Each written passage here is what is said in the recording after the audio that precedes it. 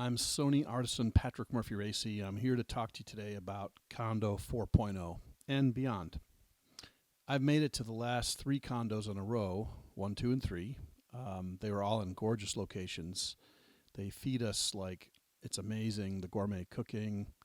I don't drink, but there's like all these cool craft beers and wines every evening. There's music. It's pretty awesome. But for those of you that have never been, I kind of wanted to do a video to kind of explain what Kando is. And then at the end, I want to give you some goals or some advice towards going to Kando or considering whether or not you should try to get in. So number 1, Kando should be a goal of yours. If you're shooting Sony or even if you're not shooting Sony, getting to Kando is a big deal for lots of reasons. Kando is a journey, or it should be. And like any journey, you need to prepare for it. You need to prepare your portfolio, your book, your reel, whatever it is that you're going to show people when you get there. You need to have preparation in order to go on a journey. Kando is gorgeous. Kando takes place every year in, seems like even more beautiful locations than the year before. If you've never been to eastern Idaho, it is God's country for sure. Kando is about gathering. It's about gathering massive talent in one place, creative talent. People who are visually literate come to Kando. Kando is and should always be a creative binge. It's a creative vacation for people that are visually literate. Kando is an immersive experience. It will draw you into itself. What is Kando? It's the sort of sum of all the creative people that show up in that one place to both inspire and to be inspired. Kando is about photography and video capture. It's a place where we come to make beautiful pictures of beautiful people, and food and the scenery and nature and birds in the air and everything else. Whatever your sort of bent is as a photographer or a visual journalist, you will be blown away by what you're able to capture at Kando. Kando is in a beautiful location every year, but it should never be seen as a destination. Kando is a process, and it should begin before you even arrive at Kando. If you're going to Kando this year in 2020, you should be involved in that process right now, preparing yourself. Kando is lo-fi. There seems to be a beat that permeates every event when we gather, every meal, the socializing after hours. There's just like the coolest vibe you could possibly imagine. It's always present, even at breakfast when people are trying to wake up. It's cool. Kando is family. It's a place where creative families gather. We all do different things throughout the day and throughout the weeks and throughout the year. But when we come to Kando, we are one visual family, all meeting together to kind of celebrate, but also to learn and stretch and grow. Kando is about photographic royalty. You can break bread and have a beer with some of the most famous photographers in the world. You can run into people that you have known their work all your life, but have never had the nerve to even email them. And they're standing right over there at the bar, or they're at the beach, or they're going on an excursion with you, and you realize, oh my gosh, that's David Burnett. Oh my gosh, that's Paul Giroux. Oh my gosh, that's Chris Burkhardt. It goes on and on. There's so much talent gathered in one place. You have to kind of figure out who's who. There's so much of it. Kando is about problem solving for us creatives. It's a place where we can go to kind of air out our own problems and issues with each other and in a corporate sense. It's good for us to be able to think about issues that we're having and working through problems with the help of others. Kando is about making repairs to ourselves. In this sense, it truly is a retreat. It's someplace that we go to escape the noise of our lives, and we can come and gather together as a community and really explore the issues we have and work through them with friends. A part of Kando is about gear. Sony brings gobs and gobs and gobs of gear in. It's like the Olympics. They bring everything they've got in their arsenal so that you can try it out and actually shoot models or whatever you're doing, nature photography, whatever. You can go borrow lenses that you haven't quite pulled the trigger on buying yourself yet. You can decide which lens of these two is best for what you do by actually using them and having them in your hands and not having to pay rental. Kando is about making notes, about standing in front of a Gatling gun of presenters that are constantly hitting you with like machine gun like bullet points. You can't retain it all. You've got to take notes.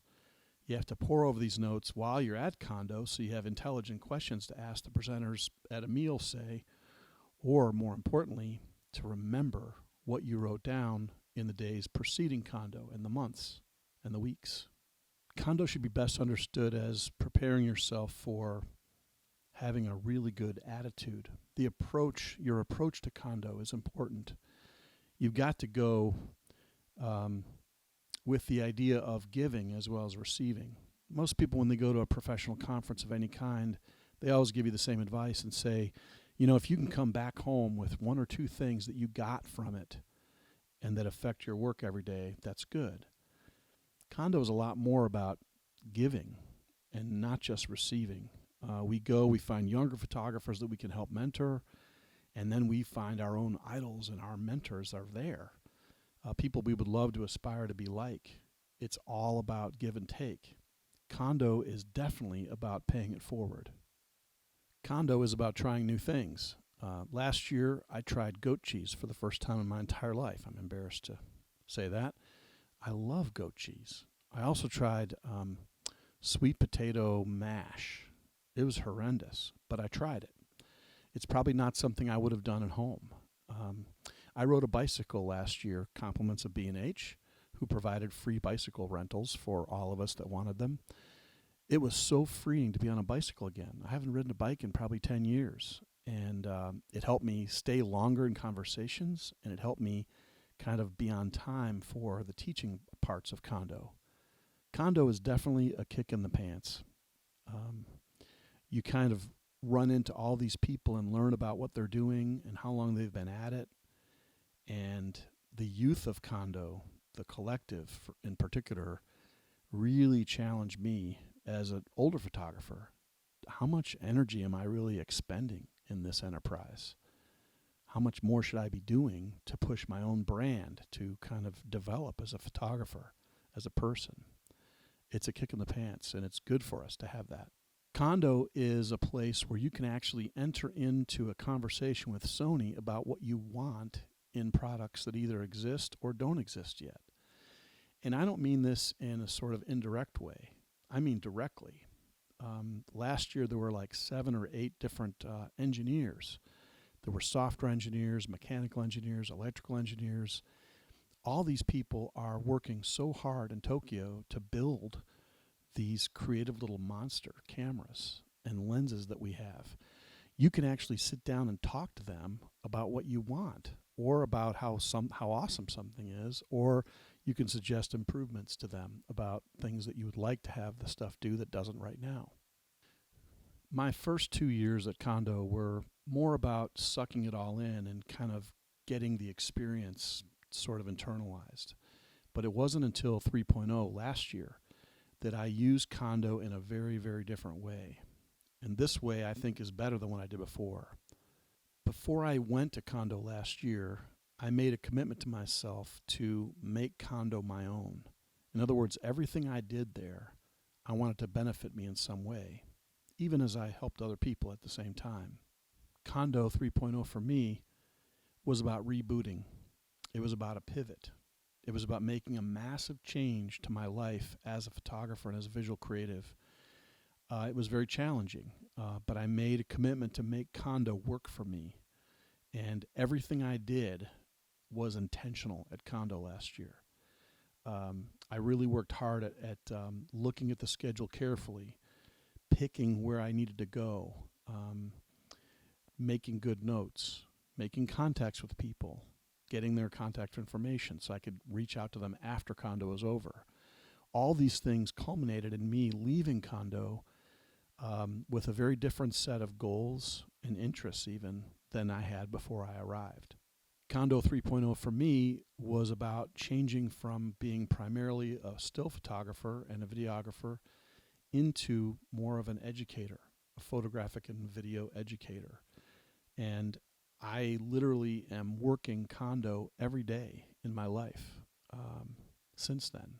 So Kando is something I'm living out even months and months and months after I left. My friend Greg Gibson said to me on the phone today that for him, Kando was awesome because at least the first 3 days of it lacked ego entirely. And this is true. If you're at Kando, you're there because you're somebody already. So when you go and join with a bunch of somebodies, really, really talented photographers, there's no need for ego. We all have and have become what we have through hard work. And he's right. You know, Kando there's not a place for ego at Kando. It's really a give and take. I like to give as much as I receive from Kando. This is what makes Kando so powerful and strong an experience for me. If you approach Kando with the right attitude, it creates an incredible momentum. But the challenge is to keep that momentum going long after you've left Kando. So those of you that are thinking about 4.0, whether you're going to go or you're not going to go or whatever, but if you're planning on going and hope to get there, you need to be thinking hard now about what preparations you need to make. Then when you leave Kando 4.0, you really need to think about what your next steps are. For me, I enumerated this by setting short-term goals. I had 30-day goals, 60-day goals, 90-day goals. So I had checkpoints at every month following when I left Kando, and I met those goals. I really increased my Instagram reach. I got past 10,000 followers on YouTube, which was a big goal of mine. I created a separate area on Facebook just for A9 shooters that shoot sports. These were all little things that I had made notes about at Kando that became a reality because I made a commitment to make these changes. And I'm so excited about that. I hope that you'll do the same thing. I have 6 points of advice for you about Kando 4.0. The first one is kind of weird, but it involves making a silent retreat where you don't talk and you spend time by yourself, maybe listening to really good music on headphones.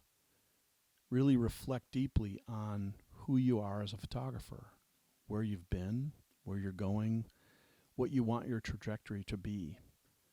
Kando is a place where you can go and make these big changes that will help you get where you really want to be, where your dreams are. Kando can be and should be about making your dreams a reality. The first one is kind of weird, but it involves making a silent retreat where you don't talk and you spend time by yourself, maybe listening to really good music on headphones. Really reflect deeply on who you are as a photographer, where you've been, where you're going, what you want your trajectory to be. Kando is a place where you can go and make these big changes that will help you get where you really want to be, where your dreams are. Kando can be and should be about making your dreams a reality.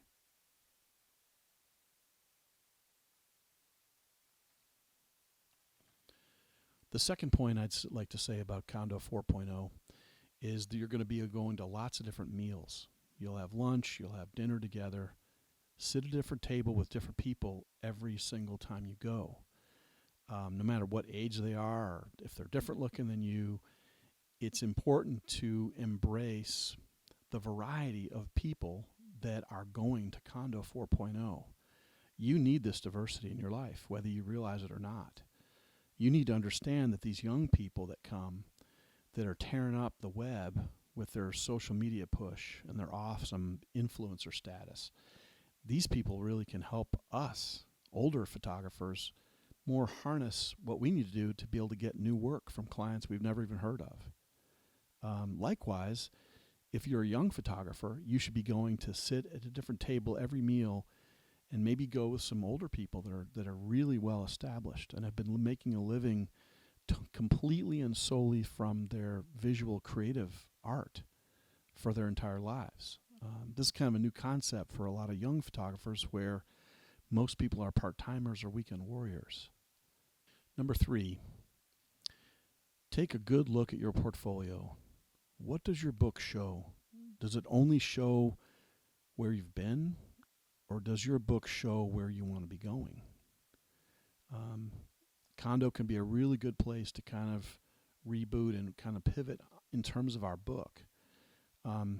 Sometimes just the assignments that we get should not be how we express who we are as visual creatives.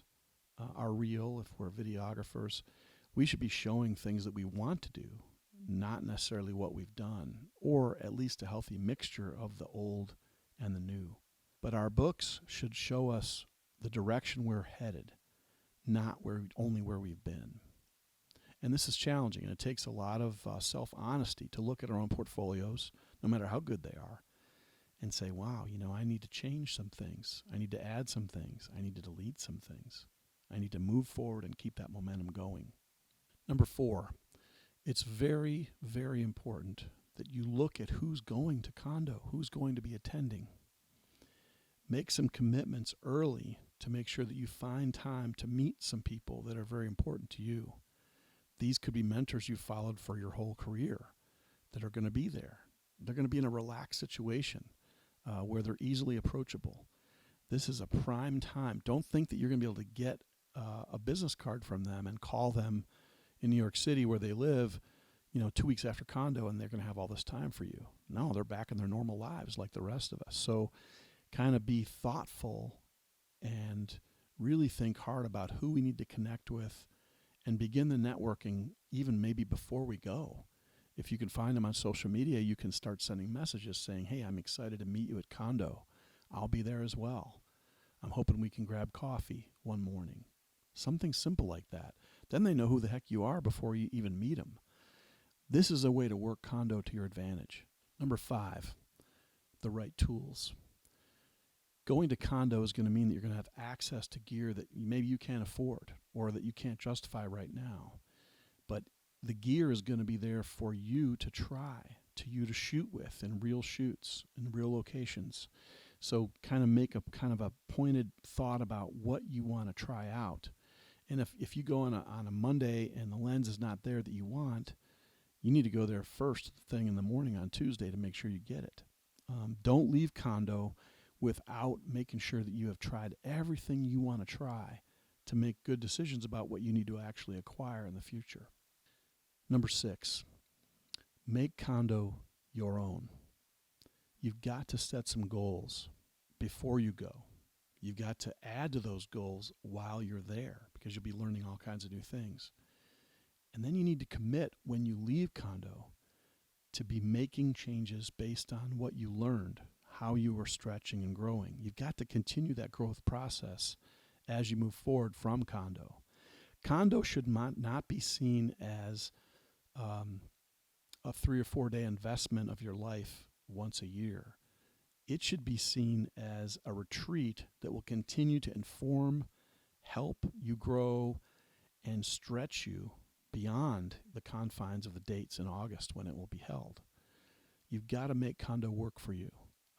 I made this commitment last year, and I really have gained a lot from it. I'm not only a different photographer than I was before, but I think I'm a different person. And the direction I'm moving in feels healthy and good. You should want that too. So don't just go party with all these cool people for a few days in Idaho this year. Make sure that you're bringing things away, that you're really gaining and growing from this experience of Kando. Sony has worked very hard to facilitate something special. Even the first one, it was cool. The second one was awesome. The third one was even better than all the others put together for me. But I think that's mostly because of my approach and my attitude. Kando 4.0, for you having this information and ahead of time, you got to knock it out of the park. And last, if you're sitting on the fence trying to figure out if Kando is something you should do, let me tell you, you should do it. Maybe you can't do it this year. Maybe go to 5.0. But make a plan and then commit to that plan to get you there.